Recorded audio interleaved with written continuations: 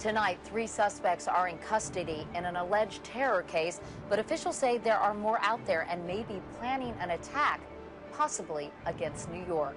I'm Katie Couric. Also tonight, the U.S. commander in Afghanistan warns the war could be lost without more troops.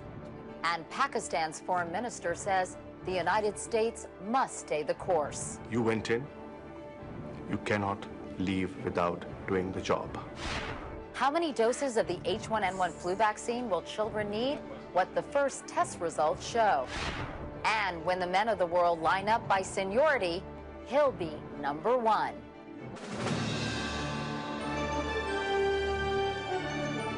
This is the CBS Evening News with Katie Couric. Good evening, everyone. Law enforcement sources are telling us the hunt is on tonight for as many as a dozen more people who may be involved in a terror plot against the United States, with New York City a possible target. This follows the weekend arrest of 3 men, including Najibullah Zazi. Agents have been following his every move for months. Justice correspondent Bob Orr and our chief investigative correspondent Armen Keteyian are following the story. First, Armen, here in New York. I know the 3 suspects, Armen, were in court today, but so far they haven't been charged with terrorism. So what's going on?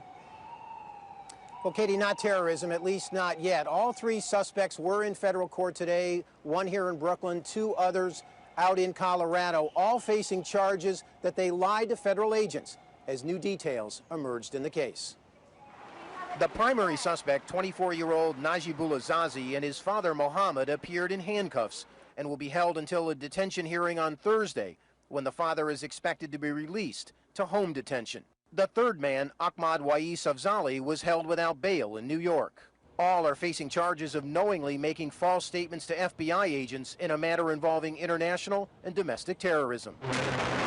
CBS News has learned informants inside training camps in Pakistan have told authorities they saw the younger Zazi in an al-Qaeda training camp like this during his admitted travels to the tribal regions of Pakistan in the summer of 2008.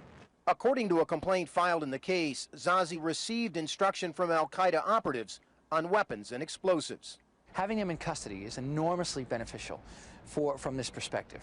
You know, being able to say, who else have you met with? Back in New York, the 37-year-old Afzali, a local imam or religious leader, is accused of essentially tipping off Zazi and his father about the FBI's interest in their activities. Afzali's lawyer denied his client has lied to authorities, instead insisting as a longtime source of information for the police, he was actually trying to help authorities. They begged him to find out anything he could about Najibullah Zazi, where he was, who he was with, what he was doing. CBS News has now learned that despite the arrest, there remains deep concern the government may have only partially disrupted a terror plot. Armen Keteyian reporting from the federal courthouse in Brooklyn, New York. This is Bob Orr in Washington. Law enforcement sources say Najibullah Zazi was at the center of a plot to use homemade explosives against 1 or more terror targets in New York. Now the FBI is pressing an urgent search for a core group of 9 to 12 other people associated with Zazi, who may have knowledge of his plans. Sources say while some potential suspects have been interviewed and cleared, other names continue to surface as the FBI tries to fully understand Zazi's intentions. Officials have not confirmed any specific targets, but sources say the plot may have focused on mass transit, a favorite al-Qaeda target. A cell phone video found in Zazi's possession shows scenes of Grand Central Terminal and the discovery of 9 new backpacks and some cell phones during those raids in Queens suggests an attack similar to the 2004 bombings of trains in Madrid, in which cell phones were used to trigger backpacks filled with explosives. But most compelling to investigators is a file found on Zazi's computer. 9 pages of handwritten notes detailing how to build hydrogen peroxide and acetone bombs. Zazi carried that information, apparently received at that al-Qaeda training camp in Pakistan, on last week's visit to friends in New York. While Zazi denies he's a terrorist or connected in any way to any plot, he is expected to be hit soon with more serious terrorism charges. And sources say other arrests are almost certain. Katie? Bob Orr in Washington tonight. Thank you, Bob. Now to what President Obama calls the central front in the war on terror, Afghanistan. The top U.S. general there says time is running out if the war is to be won. That assessment is in a top-secret report obtained today by the Washington Post. As our David Martin first reported, the commander says he needs tens of thousands of additional troops to get the job done. After 8 years of fighting, it has come to this. The American commander in Afghanistan, General Stanley McChrystal, has told the president without more troops in the next 12 months, the war could be lost.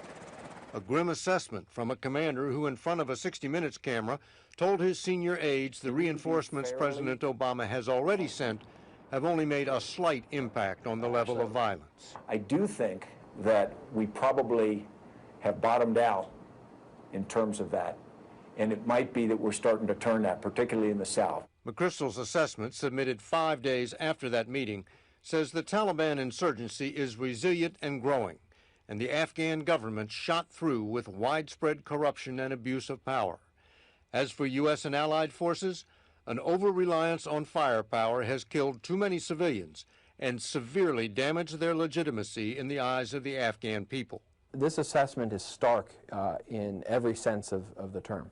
CBS News consultant Juan Zarate says McChrystal is calling for a whole new level of commitment to Afghanistan. President Obama's field commander, General McChrystal, is saying that we need more resources, we need more troops, and we need to do it now. Although President Bush frequently boasted he gave his field commanders whatever they needed, this president has clearly signaled he is not about to rubber stamp McChrystal's request, which is expected to number tens of thousands more troops. We're not going to put the cart before the horse and just think by sending more troops we're automatically going to make Americans safe. McChrystal himself warns more troops won't work without, in his words, a dramatic change in how we operate, so that protecting the people becomes more important than killing the enemy.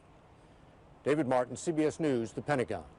The Taliban and al-Qaeda don't just operate in Afghanistan. They're constantly moving in and out of Pakistan, where that country's military is locked in a fierce battle against them. Today, I spoke exclusively with Pakistan's Foreign Minister Makhdoom Qureshi about General McChrystal's request. Do you think that more American troops would be helpful to Afghanistan and to Pakistan? What we have done in the last 1 year, in our opinion, our side of the border is being far better managed. Today, we have the terrorists on the run. How so? Because today, the local population in the tribal belt has risen against them. They are, for the first time, moving along with the troops, searching for them. But there is a problem we are facing, and the problem is that there's a constant flow of weapons into Pakistan. Where are they coming from? They're coming from across the border. What would happen, in your view, if the U.S. pulled out? Oh, there'll be chaos. You know, you went in, you cannot leave without doing the job. Many countries have. It's called the graveyard of empires for a reason. Yes, but look at the results then. Look what happened. Then you have 9/11s, right? And then you have, you know, these militants knocking on your door. Do you want that? No. The world global economy will get affected. Do we want that? No. A recent Gallup poll shows that 59% of Pakistanis regard the U.S. as the greatest threat to the country. 67% oppose U.S. drone attacks against the Taliban and al-Qaeda. Why is there such public opposition in your country? There are two issues why there's opposition to the drones. One is the issue of sovereignty, and the other is collateral damage. That is why what Pakistan is saying, transfer the technology to us, give us the ownership, and we can use this technology for the purpose that you want it to be used for.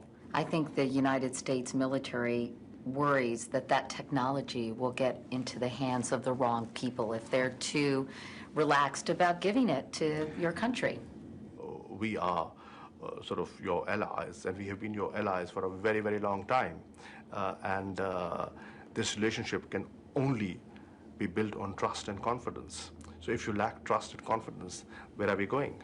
Today, there is a consensus in Pakistan that these guys, the Taliban, and their value system is threatening what we believe in. We have to fight them, not for you. We have to fight them for ourselves. How is anti-American sentiment right now in Pakistan? I think you have failed in public diplomacy.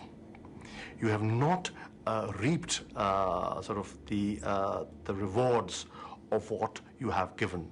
Isn't sending billions of dollars in aid to Pakistan, though, a pretty powerful message to the Pakistani people? You see, giving money is one thing, but cultivating the people is something totally different. President Obama is now reaching out to the Muslim world. Why is he doing that? Because he realizes that the strategy of the past was not working. Beginning next month, the CBS Evening News will take an extensive look at the situation in Afghanistan. We'll have reports from the battlefield and the countryside in our series, Afghanistan, The Road Ahead. President Obama, meanwhile, talked about Afghanistan and a lot more in an interview taped here in New York this afternoon for tonight's Late Show with David Letterman. Here's Chief White House Correspondent Chip Reid. The lighthearted mood turned serious when the president talked about agonizing over whether to send more troops to Afghanistan. And I'm answerable to their parents, and if they don't come back, I've got to write a letter to them saying that their child has sacrificed on behalf of America. He then shifted to another issue of life and death, health care reform. Your premiums last year alone went up 5.5%. A continuation of the media blitz that reached its peak yesterday with 5 highly repetitive interviews. Healthcare premiums went up 5.5%. On the Sunday talk shows. 5.5%, 5.5%. The White House says they're not at all worried about repetition or overexposure. They want as many eyes watching the president as they can get. He put himself in a very exclusive club. Whether it was FDR or Ronald Reagan.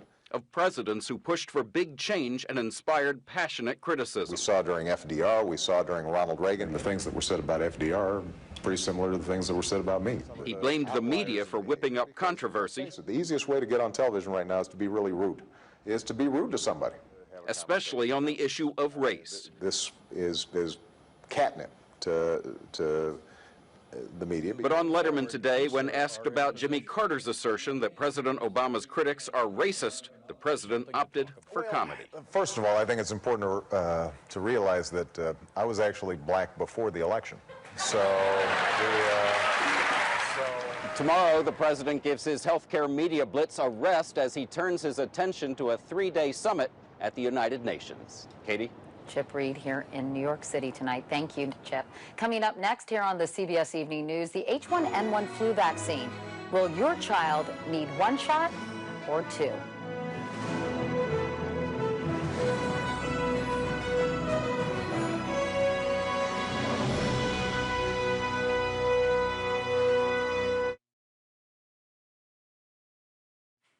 The government has been testing the H1N1 flu vaccine on children, and the early results came out today. The vaccine appears to be safe, and for some older kids, it's a one-shot deal.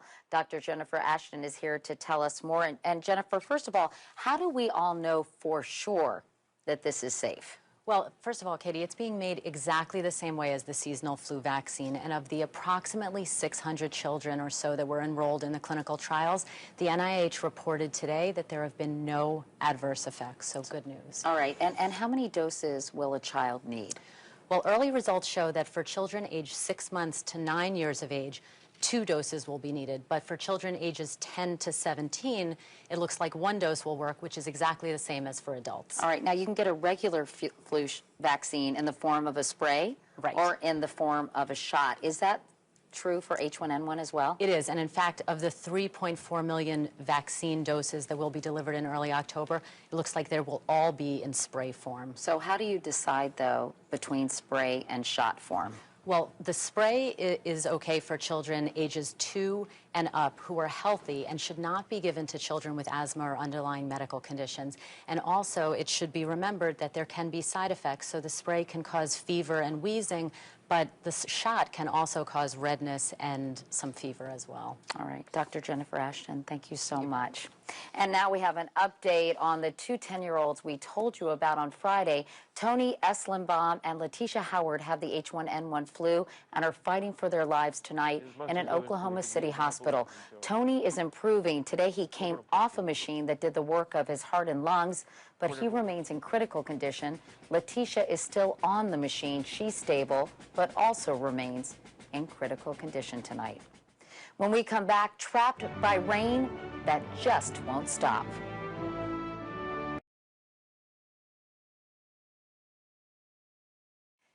It wasn't long ago that parts of the Southeast were in the middle of the worst drought in decades, but now they're getting more water than they can handle. It's another rainy night in Georgia, and the flooding has killed at least 6 people.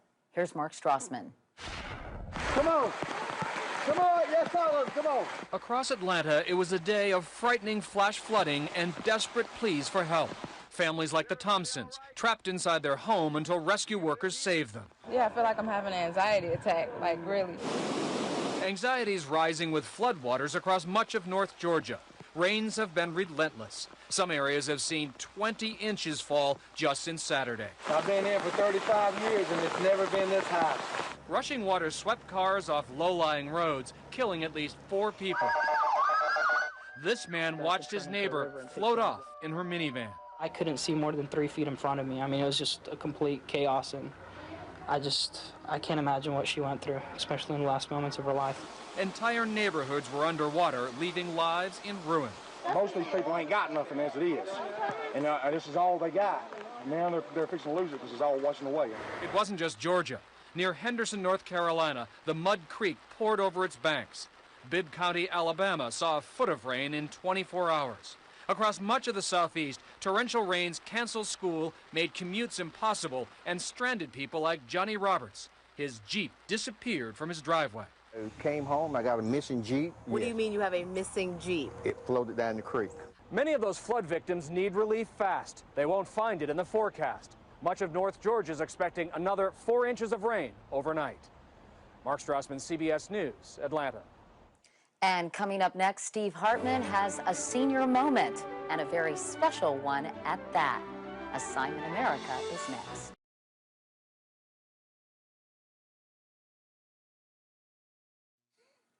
You may remember earlier this year, Steve Hartman introduced us to the oldest man in America. Well, tonight, Steve has an update on him. Don't worry, he's doing just fine. In fact, today is his birthday.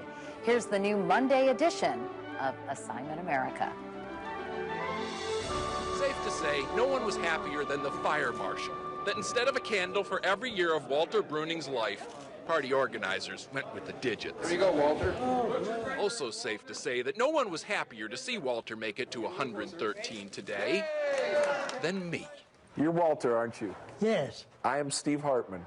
I know you, Steve. Although I've tried to forget. You may remember really. how shortly after meeting Walter here at his assisted living center in Great Falls, Montana, I made the mistake of asking Walter if he would take his scooter out for a little ride. It seemed like such a lovely, bright spring day. Hard to see. I'm gone. Unfortunately, no one told me Walter can't see in the sun. Hard to see. Hold on, Walter. Going off the cliff. Walter, whoa, wait. Because Walter survived that scooter incident. Yeah, let's turn around. We'll go back. And because of the recent passing of 113-year-old Henry Allingham of England, Walter Bruning is now officially the oldest man in the world. Born in 1896, Walter still remembers his grandpa talking about fighting in the war. Which war? The Civil War. He's the only man left born during the Cleveland administration When you had no radio. who can say where he was when McKinley got shot. That's when I got my first haircut. And there's a school I went to. Walter went to school under Teddy Roosevelt. Is that you? 7th grade. And got his job with the railroad during Taft. $2.50 a week. How would you like that? Under Wilson, he signed up to serve in World War I, but never got called. And by the time the Second War rolled around, he was already too old. Walter was married for 35 years, but Agnes has been dead for more than half a century now. They never had any kids, and he never took a second wife. Second marriages never work. Even first marriages don't work today. One scoop or two. Clearly, Walter still has all his marbles. He's not on any medicine and normally watches what he eats. He credits his diet with his being here. Yeah. And especially if you keep that weight off there.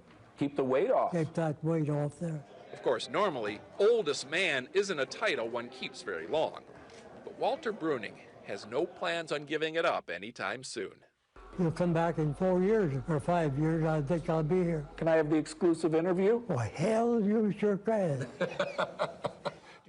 Actually, all Walter has to do is make it another 2 years, 8 months, and 10 days, and he'll be the oldest man ever.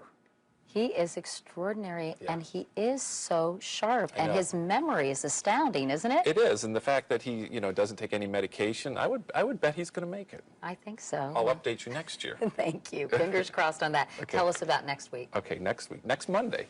The story of a Tennessee family that thought their dog had died in a horrible crash. How Ella not only escaped death, but found her way home next Monday night.